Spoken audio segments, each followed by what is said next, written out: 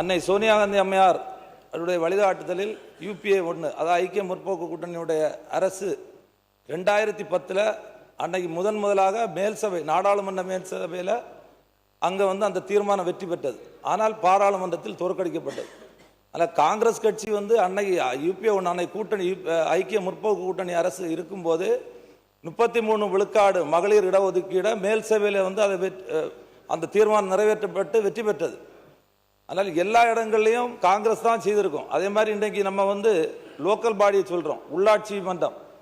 இன்றைக்கி பஞ்சாயத்து ராஜ் என்கின்ற 21ஆம் நூற்றாண்டுக்கு அழைத்து சென்ற மதிப்பிற்குரிய முன்னாள் பாரத பிரதமர் பாரத ரத்னா ராஜீவ்காந்தி அவர்கள் தான் அந்த பஞ்சாயத்து ராஜ் சட்டத்தை கொண்டு வந்தாங்க.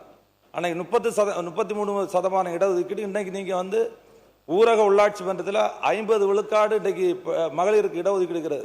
மாண்புமிகு அமைச்சர் அவர்கள் பேசும்பொழுது இந்த மகளிர் இடஒதுக்கீடு குறித்த சட்டத்தை அனைத்தும் காங்கிரஸ் தான் செய்தது என்று கூறினார். அது தவறு. இந்த மகளிர் சட்டத்தை கொண்டு வந்தது தேவகவுடா அவர்கள் பிரதமராக இருந்தபோது கொண்டு வந்தார்கள். அதற்கு பிறகு ஒவ்வொரு காலகட்டத்திலும் அந்த மசோதா தோற்கடிக்கப்பட்டது நாடாளுமன்றத்தில். அதற்கு பிறகு பாரதிய ஜனதா கட்சி ஆட்சிக்கு வந்த பிறகுதான் இரு அவைகளிலுமே அந்த மசோதா நிறைவேற்றப்பட்டு மக்கள் தொகை கணக்கெடுப்பு என்ற அடிப்படையில் அது நிலுவையில் இருக்கிறது என்பதை தெரிவிக்க விரும்புகிறேன். காங்கிரஸ் கட்சியினுடைய ஆட்சி காலத்தில் 1996 மதிப்பிற்குரிய தேவகவுடா அவர்கள் பிரதமராக இருந்தார்கள்.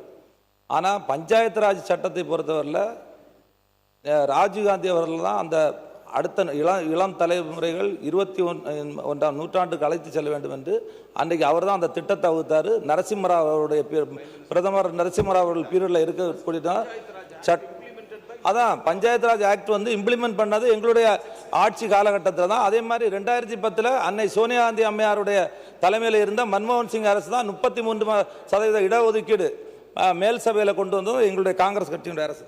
எங்களுடைய தலைவர் கலைஞர் அவர் தான் 33% இடஒதுக்கீடு பெண்களுக்கு கொடுத்தார்.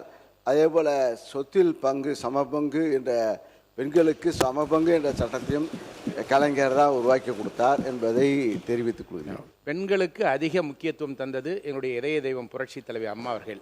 1991ஆம் ஆண்டு 32 சட்டமன்ற உறுப்பினர்களை இதன் சட்டமன்றத்திற்கு கொண்டு வந்த பெருமை இதய தெய்வம் புரட்சி தலைவி அம்மாவர்களை சாரும் என்பதை மாமன்றத்தில் பதிவு செய்கிறேன். பிளே ஸ்டோர் மற்றும் ஆப் ஸ்டோரில் இருந்து பாலிமர் செயலியை QR கோடு மூலம் பதிவிறக்கம் செய்யுங்கள். செய்திகளை உடனுக்குடன் பெறுங்கள்.